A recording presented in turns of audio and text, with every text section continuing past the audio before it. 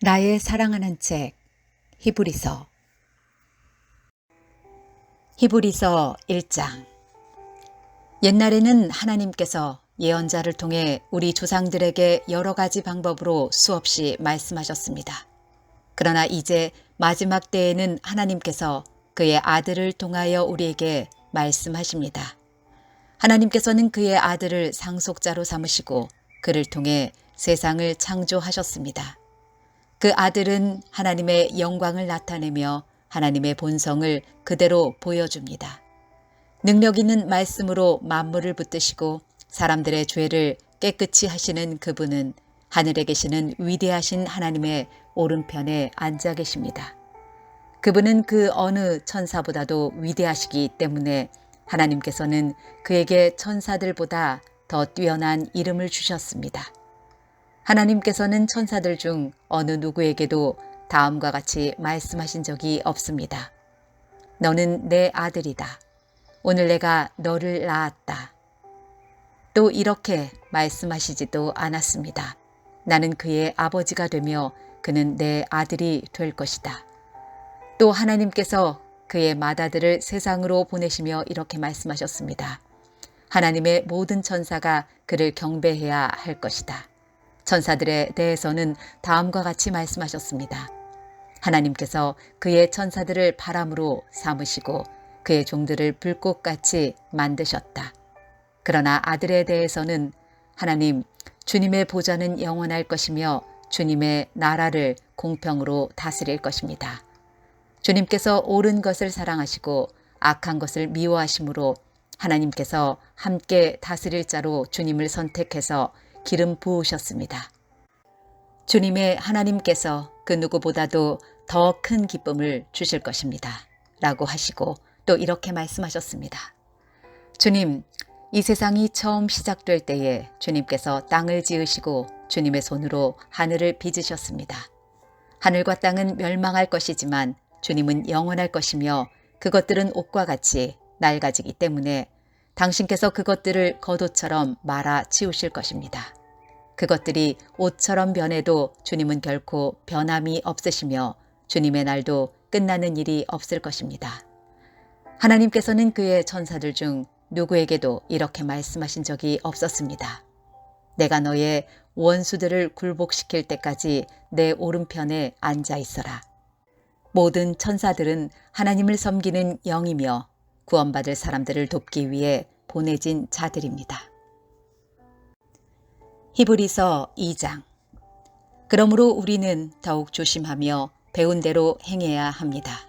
그러면 결코 진리에서 멀어지지 않을 것입니다. 하나님께서 천사들을 통하여 가르쳐 주신 것들 역시 진리입니다. 그것을 따라 살지 않거나 순종하지 않는 사람들은 벌을 받게 될 것입니다. 우리에게 베풀어 주신 구원은 매우 위대한 것입니다. 그렇기 때문에 구원이 중요하지 않은 것처럼 살아간다면 그것 역시 벌을 받게 되는 행동입니다. 구원에 대해서 처음 말씀하신 분이 바로 주님이시며 또한 그의 말씀을 들은 사람들이 이것이 진실이라고 우리에게 증명해 주었습니다. 하나님께서도 기적과 큰 표적과 많은 놀라운 일들을 통하여 우리에게 구원을 가르쳐 주셨습니다. 특히 그의 뜻대로 우리에게 성령의 선물을 나누어 주셔서 구원을 증언해 주셨습니다. 하나님께서는 천사들에게 앞으로 맞이할 새 세상을 다스리라고 하지 않으셨습니다. 성경에도 누군가가 이렇게 말한 것이 기록되어 있습니다. 사람이 무엇이길래 이렇게 중요하게 생각하시며 사람의 아들이 누구이길래 이렇게 귀하게 돌보십니까? 하나님께서는 잠시 동안 그를 천사보다 낮추셨으나 영광과 존귀의 관을 그에게 다시 씌우시고 모든 것을 그의 발 아래 두셨습니다. 하나님께서 모든 것을 그의 발 아래에 두시면 그가 다스리지 못할 것이 하나도 없습니다. 하지만 우리는 아직도 그가 모든 것을 다스리는 것은 보지 못하고 있습니다. 그러나 우리는 예수님을 바라봅니다. 잠시 동안 예수님은 천사들보다 낮아지셨지만 고난당하고 죽으심으로 영광과 존귀의 관을 쓰셨습니다. 예수님은 하나님의 은혜로 모든 사람을 대신하여 죽으신 것입니다. 하나님은 모든 것을 창조한 분이시며 그분의 영광을 위해 모든 것을 돌보십니다. 하나님께서는 많은 믿음의 자녀들이 그분의 영광을 함께 누리게 되길 바라셨습니다. 그래서 사람들을 구원하시기 위해 고난을 통하여 예수님을 완전한 구원자가 되게 하신 것입니다. 사람들을 거룩하게 하신 예수님과 거룩하게 된 사람들은 모두 한 가족입니다.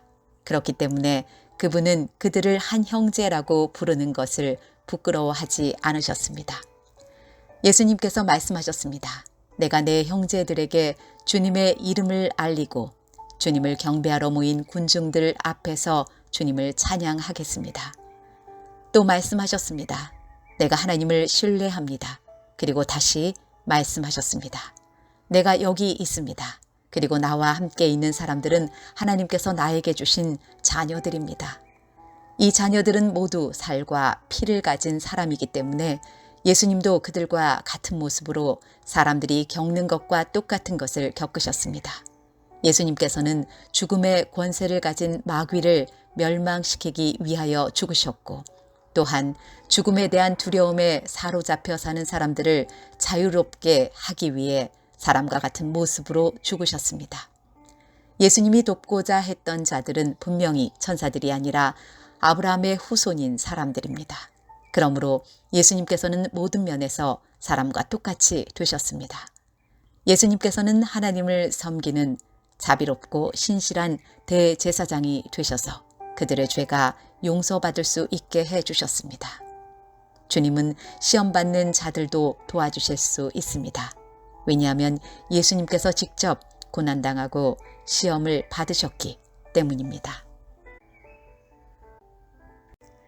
히브리서 3장. 그러므로 거룩한 형제 여러분, 예수님에 대해서 깊이 생각하십시오. 여러분은 모두 하나님께서 부르신 사람들입니다. 하나님께서 우리에게 보내신 예수님은 우리 믿음의 사도이며 대제사장이 되십니다. 하나님의 집에서 모세가 그분이 바라시는 대로 충성을 다했던 것처럼 예수님도 하나님께 충성하였습니다. 집을 지은 사람이 집 그 자체보다 더 존귀한 것처럼 예수님 역시 모세보다 더 큰 영광을 받으실 분입니다. 어느 집이든 그 집에 주인이 있듯이 모든 것의 주인은 하나님이십니다. 모세는 하나님의 집에서 종으로 충성하였습니다.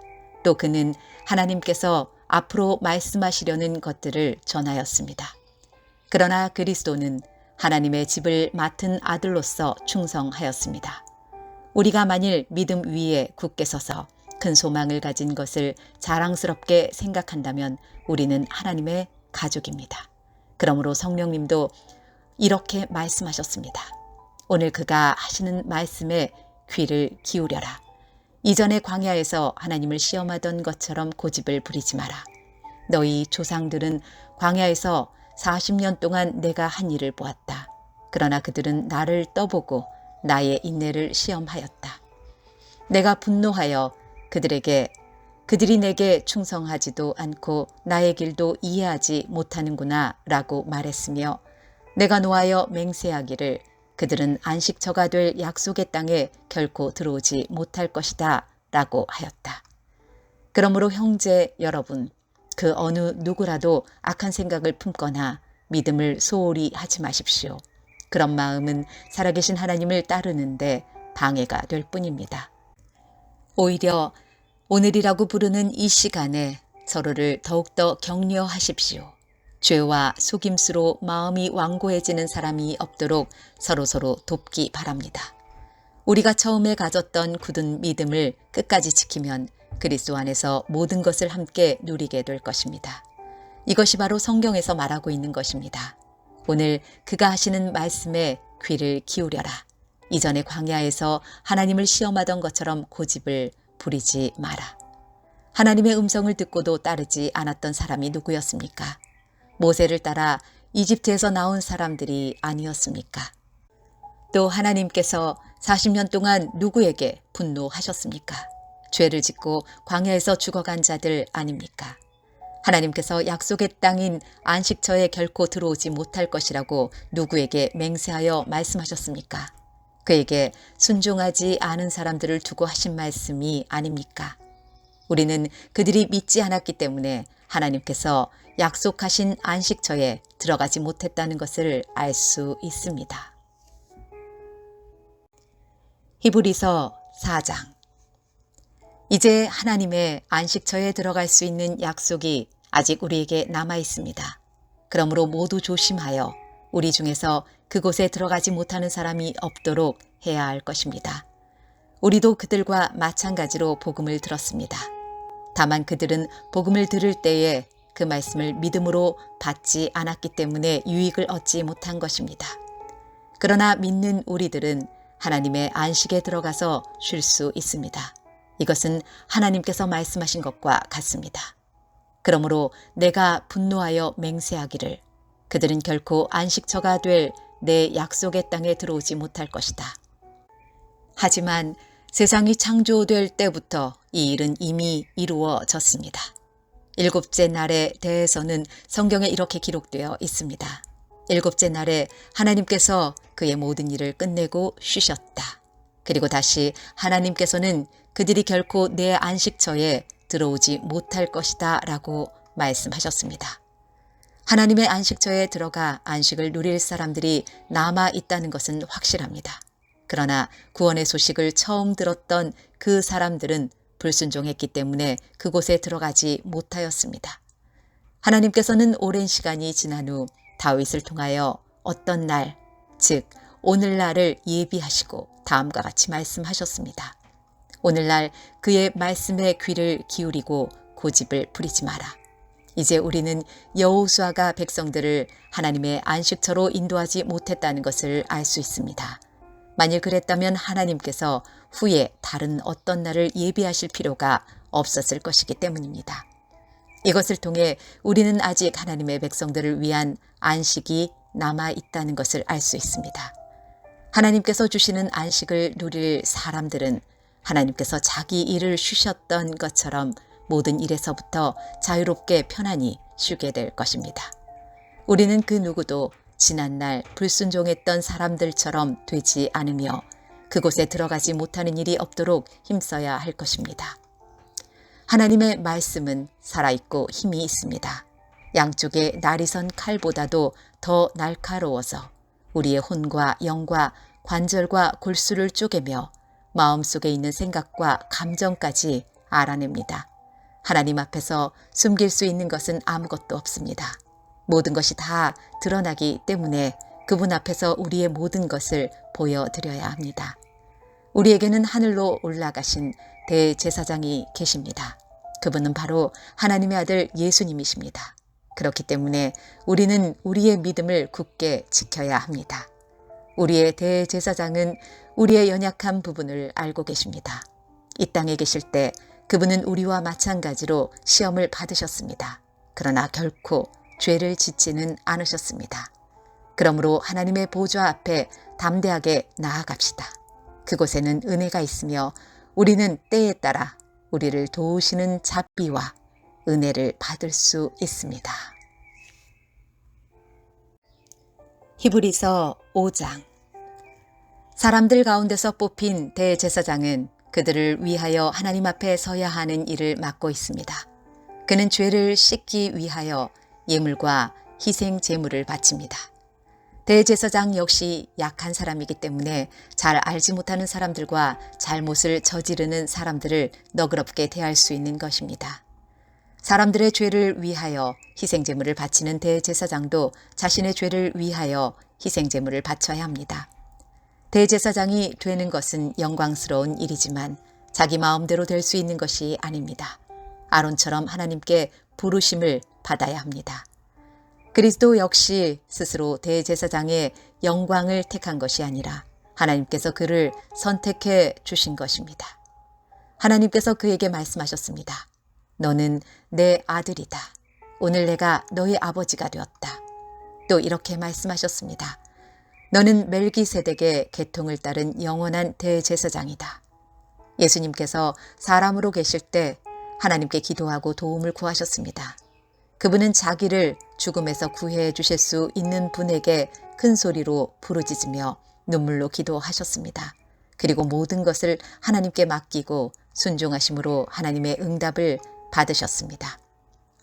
예수님께서는 하나님의 아들이셨지만 고난을 통해 순종하는 법을 배우셨습니다. 그래서 예수님은 우리의 완전한 대제사장이 되시고 그에게 순종하는 모든 자에게 영원한 구원을 주셨습니다. 그는 하나님에 의해 멜기세덱의 계통을 따른 영원한 대제사장이 되었습니다. 멜기세덱에 대해서는 할 말이 많지만 여러분이 깨닫는 것이 둔하기 때문에 설명하기가 어렵습니다. 여러분은 믿은 지 오래되었기 때문에 마땅히 선생이 되어야 했습니다. 그러나 여러분은 아직 하나님의 말씀에 대한 기초를 누군가에게 다시 배워야 할 것 같습니다. 여러분은 단단한 음식을 먹을 준비가 되어 있지 않아서 아직은 젖을 먹어야 할 것 같습니다. 젖을 먹는 자는 아직 어린 아기이기 때문에 옳은 말씀에 대해서 알지 못합니다. 단단한 음식은 어른을 위한 것입니다. 그들은 훈련을 통해 선과 악을 구별할 줄 압니다. 히브리서 6장. 그러므로 훌륭하게 자란 어른이 됩시다. 처음 그리스도에 대해 배우던 때로 되돌아가서는 안 됩니다. 그때는 죽음에 이르게 하는 행위에서 막 돌아서서 회개하던 때이며 하나님에 대한 신앙의 기초를 닦던 때였습니다. 세례와 안수와 죽은 자의 부활과 영원한 심판에 관한 기초를 다시 닦지는 마십시오. 하나님께서 허락하시면 우리는 어른으로 성장할 수 있습니다. 변화된 새 생활로 다시 돌아오지 못하는 사람들도 있습니다. 그들은 한때 하나님의 빛 가운데 살았고 하늘의 은사를 맛보며 성령을 경험한 사람들이었습니다. 하나님의 선한 말씀과 앞으로 올 새로운 세상의 능력도 받았습니다. 그런데 그들이 그리스도를 떠나 버렸습니다. 이들을 다시 돌이킬 수 있는 방법은 없습니다. 왜냐하면 그들은 하나님의 아들을 다시 십자가에 못 박고 사람들 앞에서 욕되게 했기 때문입니다. 어떤 사람들은 많은 비를 흡수하는 땅과 같습니다. 그런 땅은 좋은 열매를 맺어 하나님께 복을 받습니다. 반면 가시와 엉겅퀴가 많이 자라나 쓸모없는 땅과 같은 사람들도 있습니다. 그런 땅은 저주를 받으며 불에 태워질 것입니다. 사랑하는 여러분, 우리가 비록 이렇게 말하고 있지만 여러분이 구원을 누리게 될 것을 확신합니다. 하나님께서는 공평하시기 때문에 여러분이 한 일들과 성도들을 도우면서 보여준 사랑을 잊지 않으실 것입니다. 또한 여러분이 지금도 그들을 돕고 있다는 것을 기억하실 것입니다. 우리가 바라는 것은 여러분이 앞으로도 이와 동일한 부지런함을 보여주어 여러분이 가지고 있는 소망을 끝까지 확신하는 것입니다. 게으름 피우지 마십시오. 믿음과 인내를 가지고 나아가면 하나님께서 약속하신 것을 받게 될 것입니다. 하나님께서는 아브라함에게 약속하셨습니다. 하나님보다 더 위대한 분은 없으므로 하나님께서는 자기 이름으로 그에게 맹세하시며 말씀하셨습니다. 내가 반드시 너에게 복을 주고 내 자손을 번성하게 하겠다. 아브라함은 인내를 가지고 이 약속을 기다렸고 마침내 그 약속을 받았습니다. 사람들은 보통 자기보다 위대한 사람의 이름을 대며 맹세합니다.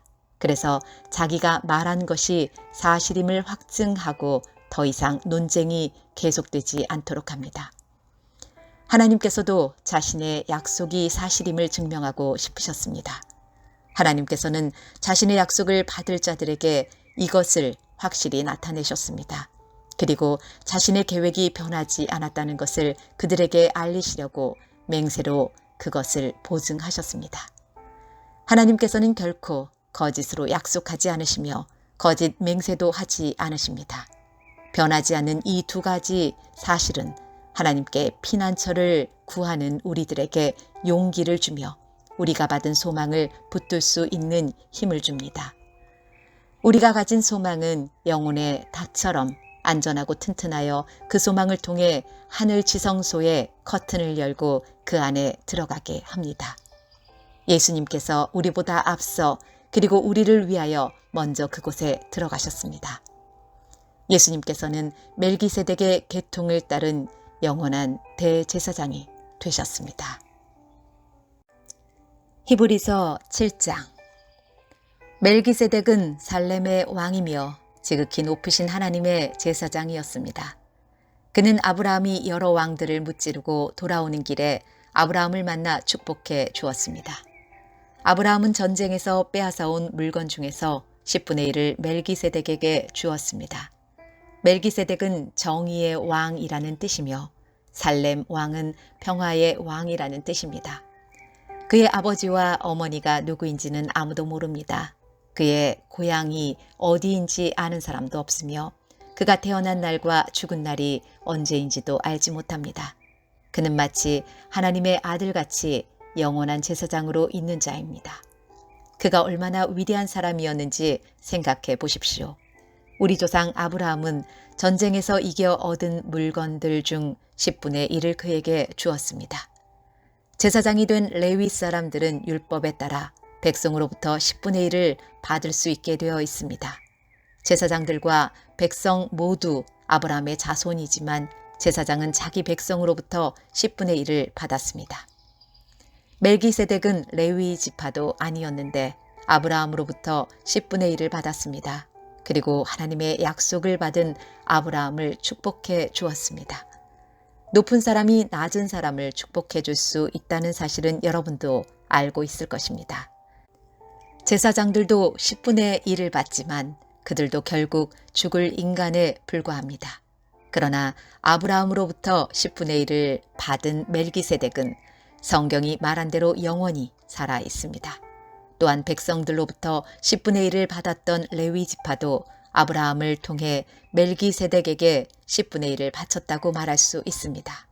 왜냐하면 아브라함이 멜기세덱을 만났을 때 레위는 아직 태어나지 않았고 아브라함의 몸속에 있었기 때문입니다. 이스라엘 백성들은 레위 지파의 제사장 직분을 통해 율법을 받았습니다. 그러나 제사장 직분을 받았다고 해서 그들이 영적으로 완전해질 수는 없었습니다. 따라서 또 다른 제사장, 즉 아론의 계통이 아닌 멜기세덱의 계통을 따른 제사장이 필요했던 것입니다. 제사장 제도가 바뀌어야 한다면 율법도 바뀌어야 할 것입니다. 우리는 지금 그리스도에 대해서 말하고 있습니다. 그리스도는 레위 지파가 아닌 다른 지파의 사람이었는데 그 지파에서 나온 사람들 중 제단에서 제사장으로 섬긴 사람은 한 명도 없습니다. 우리 주님께서 유다 지파에 속했다는 사실은 분명합니다.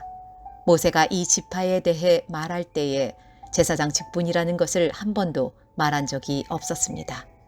멜기세덱과 같은 또 다른 제사장이 오신 것을 보면 이제 더 분명해지는 것 같습니다. 그분은 인간의 법과 규칙에 따라 제사장이 되신 것이 아니고 영원한 생명의 능력으로 제사장이 되셨습니다.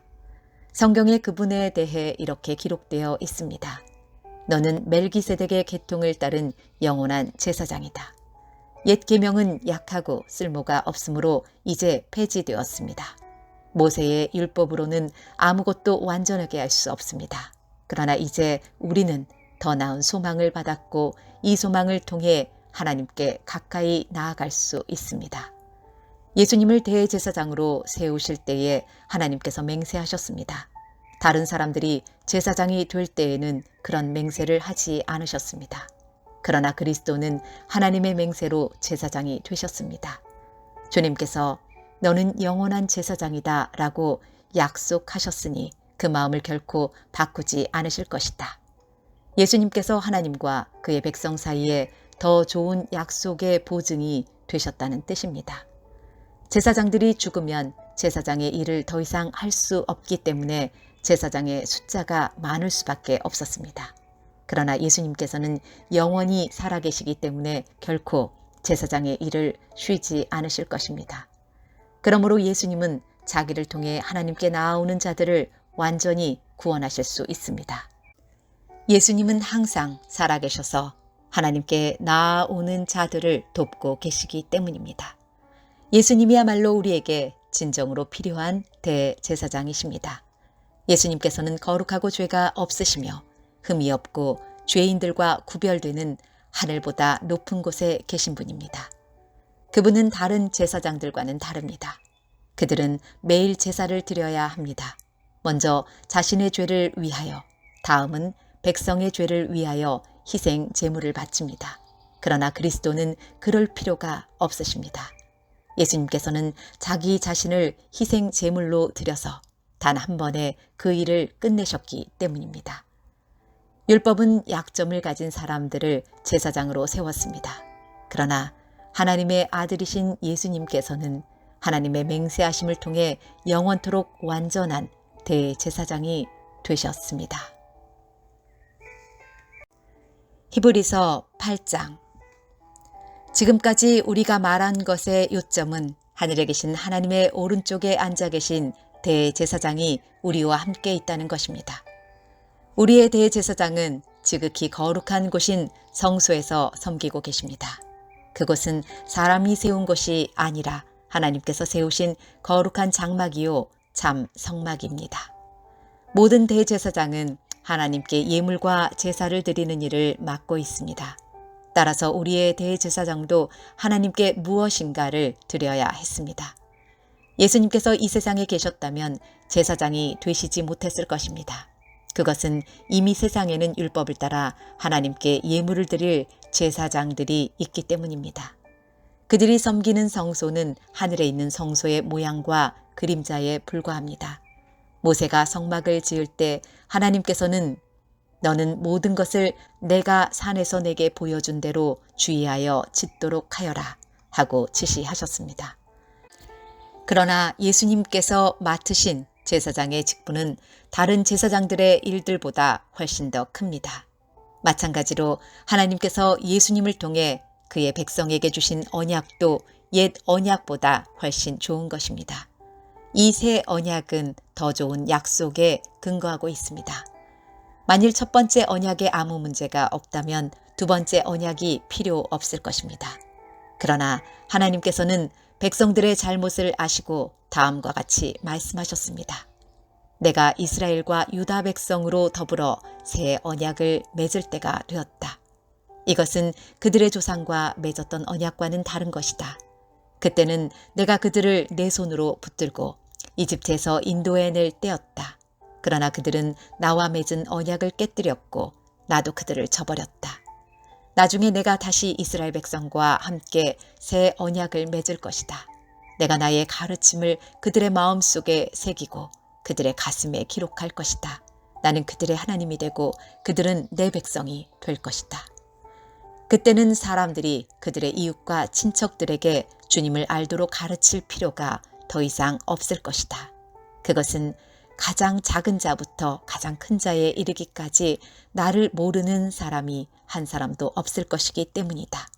나는 그들이 저지른 악한 일을 다 용서하고 그들의 죄를 더 이상 기억하지 않을 것이다.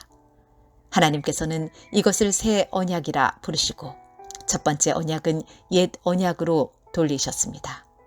낡고 오래된 것은 사라지게 마련입니다. 히브리서 9장. 첫 번째 언약에도 예배 규칙이 있었으며 또한 예배를 위해 사람이 만든 장소도 있었습니다. 먼저 성막이 세워졌습니다. 성막의 앞부분은 성소라 불렀습니다. 그곳에는 촛대와 빵이 놓여진 상이 있었는데 하나님을 위해 거룩하게 예비된 것이었습니다. 휘장으로 가려진 성소 안쪽에는 지성소라고 하는 작은 방이 있었습니다. 그곳에는 향을 피우는 금제단과 금으로 입혀진 법궤가 놓여 있었습니다. 법궤 안에는 만나를 담은 금 항아리와 아론의 쌍난 지팡이 그리고 옛 언약이 새겨진 돌판이 들어 있었습니다. 법궤 위에는 하나님의 영광을 나타내는 날개 달린 생물인 그룹들이 날개로 뚜껑을 덮고 있었습니다. 그러나 지금 이런 것들에 대해서 일일이 다 말할 수는 없습니다. 이 모든 것이 성막 안에 준비되어 있어서 제사장들은 언제나 첫 번째 방에 들어가 예배를 드렸습니다. 그러나 두 번째 방에는 오직 대제사장만이 1년에 한 번 들어갈 수 있었습니다. 또 대제사장도 피 없이는 결코 그곳에 들어갈 수 없었습니다. 그는 그 피를 자기 자신과 백성의 죄를 위해 하나님께 드렸습니다. 이것은 그들이 모르고 지은 죄를 위하여 드리는 것입니다. 성령은 이것을 통해 옛 성막 제도가 그대로 남아있을 때는 지성소로 들어가는 길이 아직 열려있지 않다는 것을 보여주셨습니다.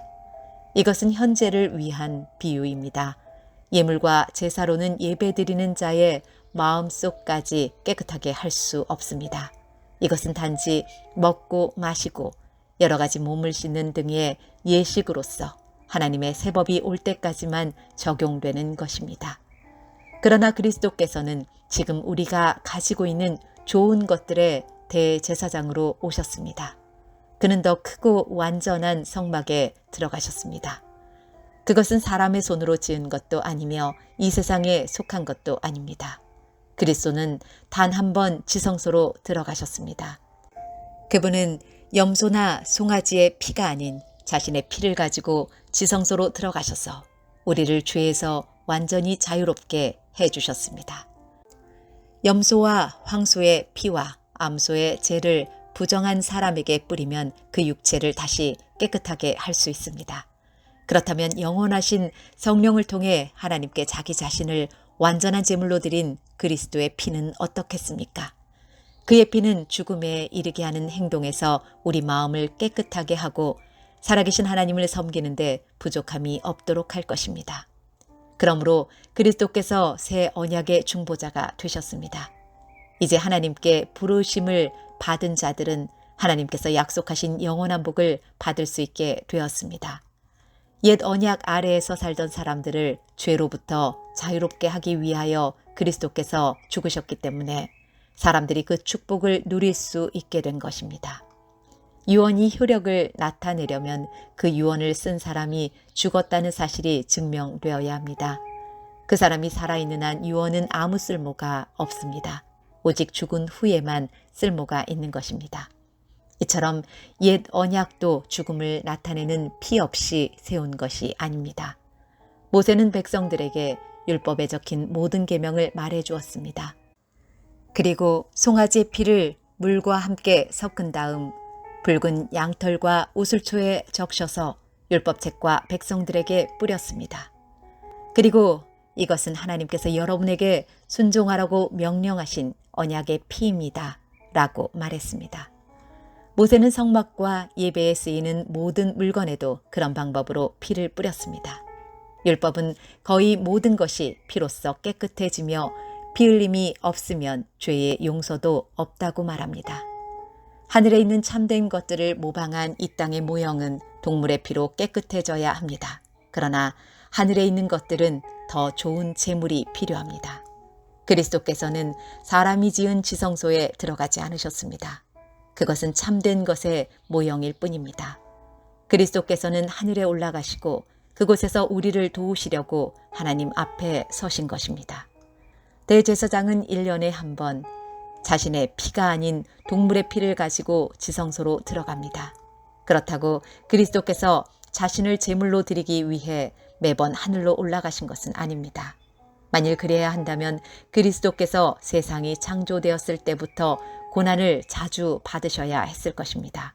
그러나 그리스도께서는 단 한 번 오셔서 자신을 제물로 드림으로 모든 죄를 깨끗하게 하셨습니다. 사람들은 모두 한 번은 죽습니다. 죽은 후에는 심판이 우리를 기다립니다. 그렇기 때문에 그리스도께서는 자신의 몸을 한 번에 들여 많은 사람의 죄를 없애주신 것입니다. 그리스도께서는 다시 오실 것입니다.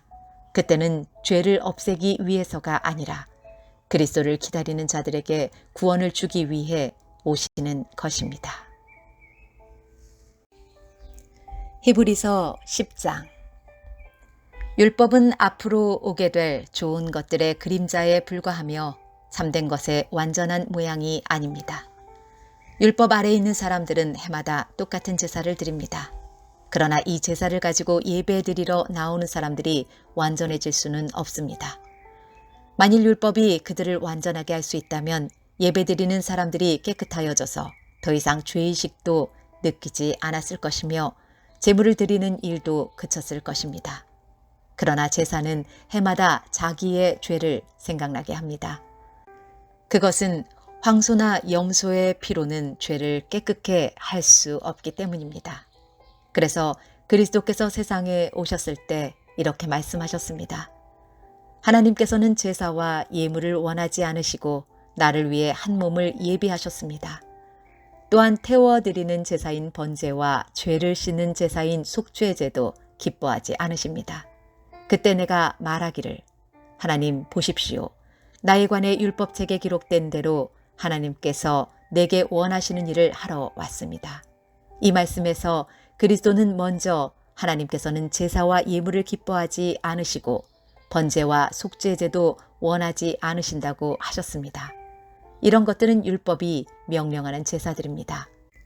그리고 나서 내가 왔습니다. 하나님께서 원하시는 일을 하려고 왔습니다. 라고 말합니다. 즉 하나님께서는 새로운 제도를 세우시려고 첫 번째 제사 제도를 폐지하신 것입니다. 예수 그리스도는 하나님께서 원하시는 일을 하셨습니다. 우리는 예수 그리스도께서 단번에 몸을 들이신 제사를 통해 거룩함을 입었습니다. 제사장들은 매일 제단 앞에 서서 맡은 일을 행합니다. 그러나 그 제사들은 죄를 없애지 못합니다. 그리스도께서는 죄를 위해 단 한 번의 제사를 드리시고 하나님 오른쪽에 앉으셨습니다. 그리스도는 원수들이 그의 발 앞에 무릎 꿇을 때까지 그곳에서 기다리고 계십니다. 한 번의 제사로 그는 거룩하게 된 자들을 영원히 완전하게 하셨습니다. 성령께서 또한 우리에게 이것에 관해 말씀하십니다. 나중에 내가 다시 이스라엘 백성과 함께 새 언약을 맺을 것이다. 내가 나의 가르침을 그들의 마음속에 새기고 그들의 가슴에 기록할 것이다. 또 말씀하십니다. 그들의 죄와 악한 행동을 내가 다시는 기억하지 않을 것이다. 이런 죄와 악한 행동을 용서받았기 때문에 더 이상 죄를 위한 제사는 필요하지 않게 되었습니다. 그러므로 형제 여러분, 우리는 예수님의 피 때문에 자유롭고 담대하게 지성소로 들어갈 수 있게 되었습니다. 우리는 예수님께서 우리를 위해 열어주신 새로운 길로 들어갑니다. 그것은 그분이 자신의 몸인 휘장을 찢어 생명의 길로 열어놓으신 곳입니다. 또 우리에게는 하나님의 집을 다스리는 위대한 대제사장이 계십니다. 그런 이 진실한 마음과 확실한 믿음을 가지고 하나님께 가까이 나아갑시다. 우리는 죄책감에서 깨끗해지고 자유로워졌으며 맑은 물로 몸이 씻겨졌습니다. 하나님께서는 약속하신 것을 지키시는 신실한 분이니 우리가 고백한 소망을 굳게 붙듭시다. 서로 돌아보고 사랑을 베풀며 선한 행동을 하도록 격려합시다. 어떤 사람들이 하는 것처럼 교회의 모임에 빠져서는 안 됩니다. 그날이 가까이 다가오는 것을 볼수록 함께 만나며 서로를 격려해야 할 것입니다. 만일 우리가 진리를 알게 된 후에도 일부러 계속 죄를 짓는다면 그 죄를 씻을 제사는 없습니다. 거기에는 오직 심판을 기다리는 두려움과 하나님을 거역하며 사는 자들을 태워 없앨 크고 무서운 불만 있을 뿐입니다. 모세의 율법에 순종하지 않고 그것을 어긴 사람들도 2-3명의 증인이 있으면 사형을 받았습니다. 그렇다면 하나님의 아들을 공경하지 않는 사람들은 어떻겠습니까? 그들은 자기를 거룩하게 한 언약의 피를 별것 아닌 것으로 여기며 은혜의 성령을 욕되게 하였습니다. 따라서 그들은 더 큰 벌을 받게 될 것입니다. 우리는 하나님께서 잘못을 행하는 자들을 벌하고 그 죄대로 갚아주겠다고 말씀하신 것을 알고 있습니다. 또한 주님께서 그의 백성을 심판하실 것이다 라는 말씀도 하셨습니다. 살아계신 하나님께서 심판하시는 대상이 된다는 것은 정말 무서운 일입니다.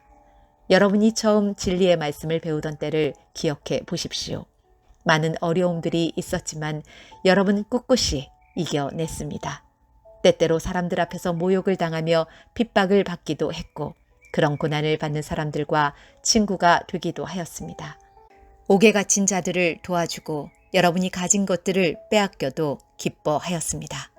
그렇게 할 수 있었던 것은 여러분이 더 좋고 영원한 것이 있다는 것을 알고 있었기 때문입니다. 그러므로 이전에 가졌던 용기를 잃어버리지 마십시오. 더 큰 보상이 여러분을 기다리고 있습니다. 인내를 가지고 하나님께서 원하시는 일을 해서 그분께서 약속하신 것을 받으시기 바랍니다. 조금만 있으면 오시기로 한 그분이 오실 것이며 결코 늦지 않으실 것이다. 나와 함께 의롭게 산 사람들은 믿음 때문에 생명을 누릴 것이다. 그러나 믿음에서 뒤로 물러난 사람들을 내가 기뻐하지 않겠다. 우리는 뒤로 물러나 하나님께 버림을 받을 사람들이 아닙니다. 우리는 믿음으로 구원함을 받을 사람들입니다. 히브리서 11장. 믿음은 우리가 바라는 것들에 대해서 확신하는 것입니다. 또한 보이지는 않지만 그것이 사실임을 아는 것입니다. 옛날 사람들도 믿음으로 인정받았습니다. 믿음을 통해 우리는 이 세상 모든 것이 하나님의 말씀으로 창조되었다는 것을 이해합니다. 이것은 우리가 보고 있는 것들이 보이지 않는 어떤 것으로 만들어졌다는 것을 말합니다. 아벨은 믿음으로 가인보다 하나님께 더 나은 제사를 드렸습니다. 하나님께서는 아벨이 드린 제사를 기뻐 받으시고 그를 의인이라 부르셨습니다. 아벨은 죽었지만 여전히 그의 믿음을 통해 우리에게 말하고 있습니다. 믿음으로 에녹은 죽지 않고 하늘로 옮겨져서 아무도 그를 볼 수 없게 되었습니다. 하나님께서 그를 하늘로 데리고 올라가신 것입니다. 성경은 그가 이 땅에 사는 동안 진실로 하나님을 기쁘시게 하는 자였다고 증언합니다. 믿음이 없이는 어느 누구도 하나님을 기쁘시게 할 수 없습니다. 하나님께 나아오는 자는 그가 계시다는 것과 그를 찾는 자들에게 상 주시는 분이라는 것을 진정으로 믿어야 합니다. 믿음으로 노아는 아직 보지 못하는 일에 대한 하나님의 경고를 들었습니다. 그는 하나님께 순종해서 그의 가족을 구원할 방주를 지었습니다. 그는 믿음으로 세상이 잘못되어 가고 있음을 사람들에게 알리고 하나님과 의의 관계를 맺은 사람이 되었습니다. 믿음으로 아브라함은 하나님께서 그에게 약속하신 땅으로 가라는 하나님의 부르심에 순종하였습니다. 그는 가야 할 곳도 모른 채 자기 고향을 떠났습니다. 그는 믿음 때문에 하나님께서 자기에게 약속하신 땅에 가서 살 수 있었습니다. 그는 그곳에서 갈 곳 없는 나그네처럼 살았고 같은 약속을 받은 이삭과 야곱과 함께 장막에서 거하였습니다. 아브라함은 영원한 터가 있는 성을 기다리고 있었습니다. 그것은 바로 하나님께서 계획하고 세우신 성입니다. 사라 자신도 아이를 낳기에는 나이가 너무 많았으나 믿음으로 후손을 얻을 힘을 얻었습니다. 그것은 그녀가 약속해 주신 하나님을 신실한 분으로 믿었기 때문입니다. 나이가 많아 거의 죽은 사람과 다름없던 한 사람으로부터 하늘의 별과 바닷가의 모래알같이 셀 수 없을 정도로 많은 후손이 나왔습니다. 이 사람들은 모두 믿음을 따라 살다가 죽었습니다. 그들은 하나님께서 그의 백성에게 약속하신 것을 받지는 못했으나 앞으로 올 것들을 멀리서 보고 기뻐하였습니다. 그들은 스스로 자신들이 이 땅에서 나그네일 뿐이라고 고백하였습니다. 이것은 그들이 진짜 고향을 찾고 있다는 것을 나타냅니다. 만일 그들이 떠나온 고향을 생각한다면 다시 되돌아갈 수 있었을 것입니다. 그러나 그들은 더 나은 고향을 기다리고 있었는데 그것은 바로 하늘에 있는 고향이었습니다. 그래서 하나님께서는 저들의 하나님이라고 불리는 것을 부끄러워하지 않으시고 그들을 위해 한 성을 예비해 주셨습니다. 아브라함은 하나님께 시험을 받았을 때 믿음으로 이삭을 제물로 바쳤습니다. 그는 하나님께 약속을 받았는데도 아들을 바칠 준비를 한 것입니다. 하나님께서는 그에게 내가 내게 약속한 후손은 이삭을 통해 나올 것이다 라고 말씀하셨습니다. 아브라함은 하나님께서 죽은 사람도 살려주신다는 것을 믿었습니다. 아브라함은 이삭을 죽은 사람들 가운데서 다시 받은 것입니다. 믿음으로 이삭은 야곱과 에서의 앞날을 축복하였습니다. 또 믿음으로 야곱은 죽을 때 요셉의 아들들을 축복하고 그의 지팡이를 짚고서 하나님께 경배 드렸습니다. 믿음으로 요셉은 죽을 때 이스라엘 백성이 이집트에서 떠날 것을 말하였고 자기의 시신을 어떻게 할 것인지도 얘기하였습니다. 믿음으로 모세의 부모는 그가 태어났을 때 평범한 아이가 아니라는 것을 알고 석 달 동안 그를 숨기며 키웠습니다. 그들은 왕의 명령을 거역하는 것도 두려워하지 않았습니다. 믿음으로 모세는 성장한 뒤 파라오 딸의 아들이라 불리는 것을 거절하였습니다. 그는 잠시 동안 죄의 즐거움을 누리기보다는 하나님의 백성들과 함께 고난받는 것을 택하였습니다. 그는 이집트의 온갖 보물을 가지는 것보다 그리스도를 위해 고난받는 것이 더 낫다고 생각한 것입니다. 그는 오직 하나님이 주실 상만을 바라보았습니다. 믿음으로 모세는 이집트를 떠났으며 왕의 분노를 두려워하지 않았습니다. 모세는 보이지 않는 하나님을 마치 보이는 듯이 바라보며 꿋꿋이 참았습니다. 믿음으로 모세는 유월절을 준비하고 문마다 피를 발랐습니다. 이 피는 죽음의 천사가 이스라엘 백성의 마다들을 죽이지 않도록 하기 위해 바른 것입니다. 믿음으로 그들은 마른 땅을 건너는 것처럼 홍해를 지나갔습니다. 그러나 이집트인들은 그들을 따라가다가 물에 빠져 죽고 말았습니다. 믿음으로 이스라엘 백성들이 여리고 성 주위를 7일 동안 돌자 성은 무너졌습니다. 믿음으로 기생 라합은 정탐꾼들을 잘 대접하여 하나님께 순종하지 않은 자들이 죽임을 당할 때 구원을 받았습니다. 더 많은 이야기가 필요합니까? 기드온, 바락, 삼손, 입다, 다윗, 사무엘 그리고 다른 예언자들을 다 말하려면 시간이 모자랄 것입니다. 그들은 믿음으로 나라들을 정복하고 옳은 일을 하였으며 하나님께서 약속하신 것들을 받았고 사자의 입을 막았습니다. 또 큰 불을 막아내며 칼날을 피하였습니다. 그들은 약한 데서 강해졌으며 전쟁터에서는 용감해져서 적들을 무찔렀습니다. 여자들은 죽은 가족이 다시 살아나는 것을 보았습니다. 또 어떤 이들은 죽은 후에 더 나은 삶으로 부활할 것을 생각하면서 고문을 당하고 풀려나는 것을 거절하기도 하였습니다. 어떤 이들은 조롱을 받으며 매를 맞았습니다. 어떤 이들은 묶인 채로 감옥에 끌려갔습니다. 그들은 돌에 맞아 죽었고 몸이 반으로 잘리기도 하였으며 칼에 찔려 죽기도 하였습니다. 양과 염소 가죽을 두르고 가난과 고난과 학대를 견뎌야 했습니다. 그들에게 세상은 아무런 가치가 없었습니다. 그들은 광야와 산과 동굴과 땅굴에서 살았습니다. 이 사람들은 모두 믿음으로 이름이 알려진 자들입니다. 그러나 그들 중 어느 누구도 하나님께서 약속하신 것을 받지는 못하였습니다. 그것은 하나님께서 우리에게 더 좋은 것을 예비하시고 그들이 우리와 함께 완전해지도록 하셨기 때문입니다. 히브리서 12장. 우리에게는 이렇게 많은 믿음의 증인들이 있습니다. 그들의 삶은 우리에게 믿음이 무엇인지 말해주고 있습니다. 그러므로 포기하지 말고 우리 앞에 있는 경주를 열심히 합시다. 우리의 삶 속에서 방해가 되는 것들은 다 없애버리고 우리를 쉽게 올가매는 죄를 벗어버리십시다. 우리 믿음의 시작이며 또 믿음을 완전하게 하시는 주님만을 바라봅시다. 예수님께서는 십자가에서 돌아가실 때 아무것도 아닌 것처럼 모든 부끄러움을 참아내셨습니다. 예수님께서는 하나님께서 예배해 두신 기쁨을 기대하셨기 때문에 그렇게 하실 수 있었던 것입니다. 이제 그분은 하나님 보좌의 오른편에 앉아 계십니다. 예수님을 생각하십시오. 예수님께서는 죄인들이 그를 미워해서 악한 일을 할 때에도 묵묵히 참으셨습니다. 지칠 때라도 낙심하지 말고 예수님의 본을 따르기 바랍니다. 여러분은 죄에 맞서 싸우고 있지만 아직 죽을 정도까지 싸워보지는 않았습니다. 여러분은 하나님께서 그의 아들을 격려하듯이 말씀해 주신 것을 잊었습니까?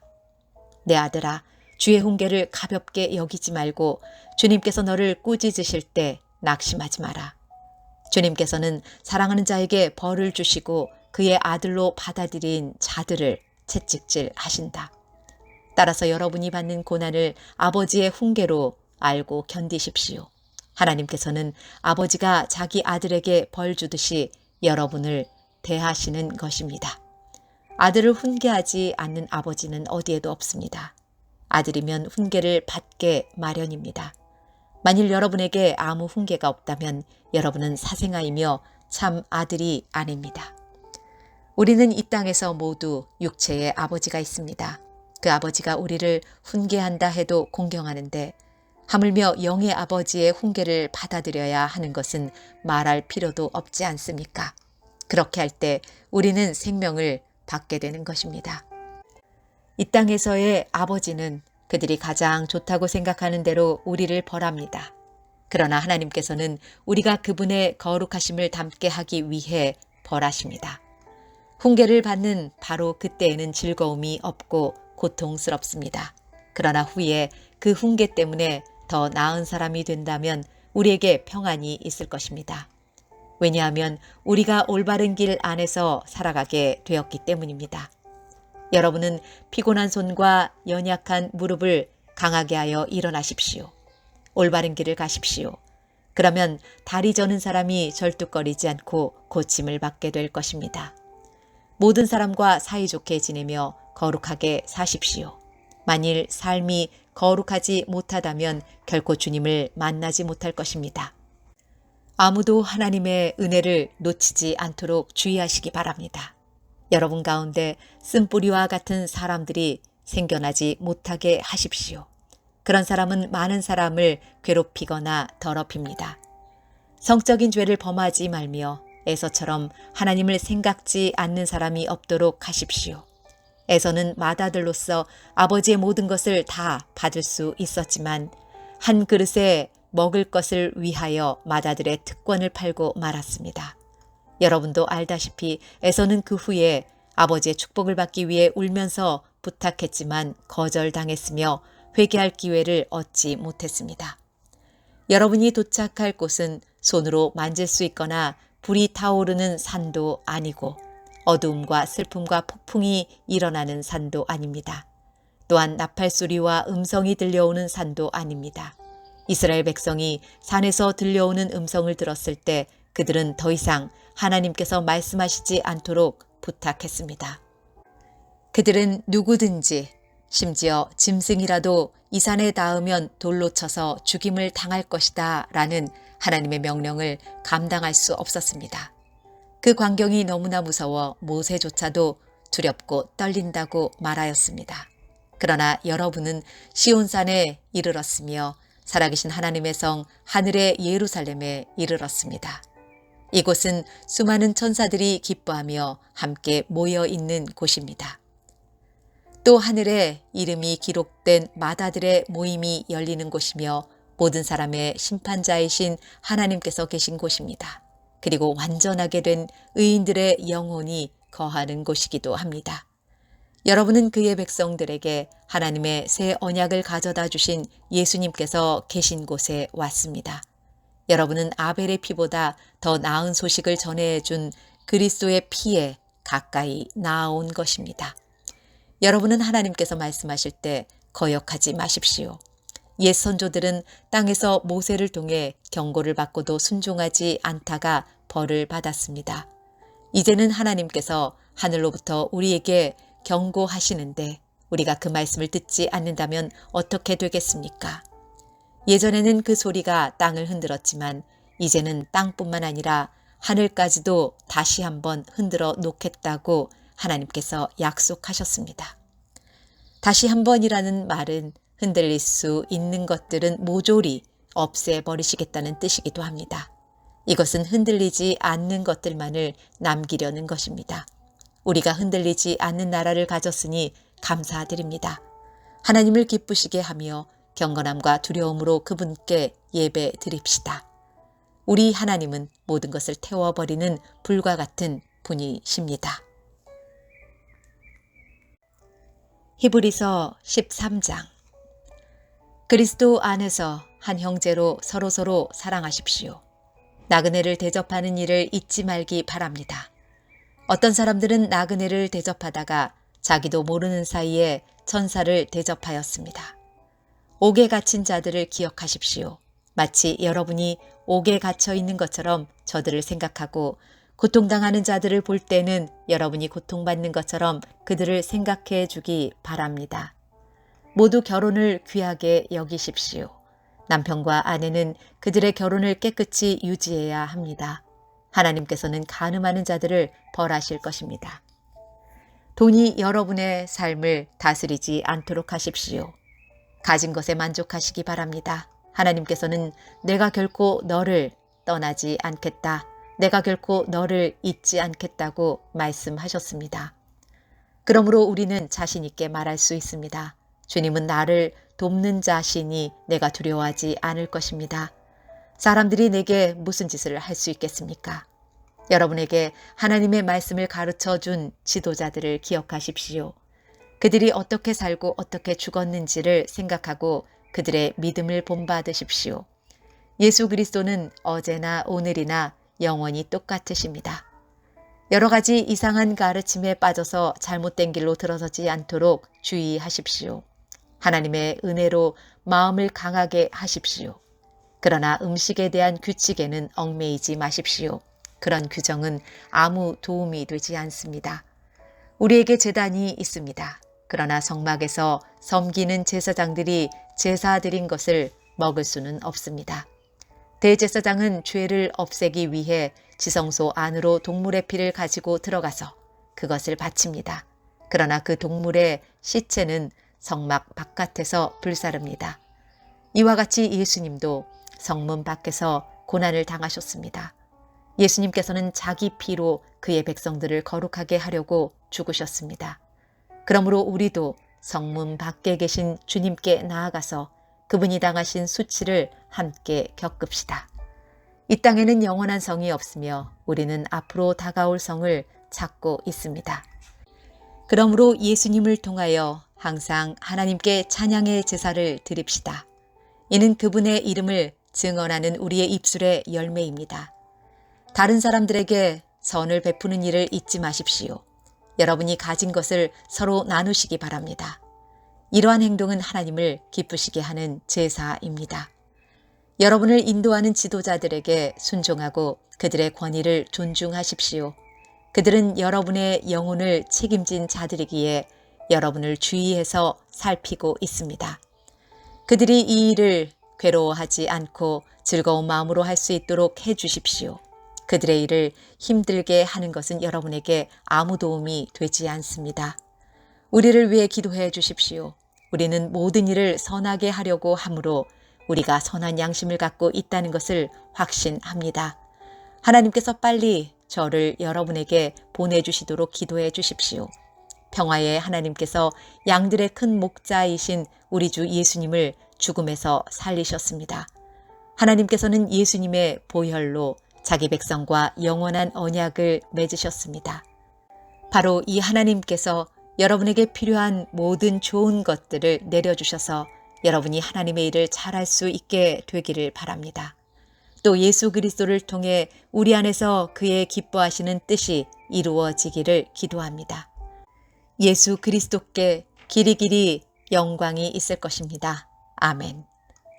형제 여러분, 몇 마디에 불과한 짧은 편지이지만 여러분을 격려하고자 쓴 글이라는 것을 명심하십시오.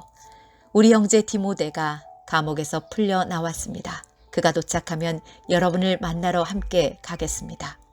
여러분의 지도자들과 모든 성도들에게 안부를 전합니다. 이탈리아에서 온 사람들이 여러분에게 안부를 전합니다. 하나님의 은혜가 여러분 모두에게 늘 함께하기를 기도합니다.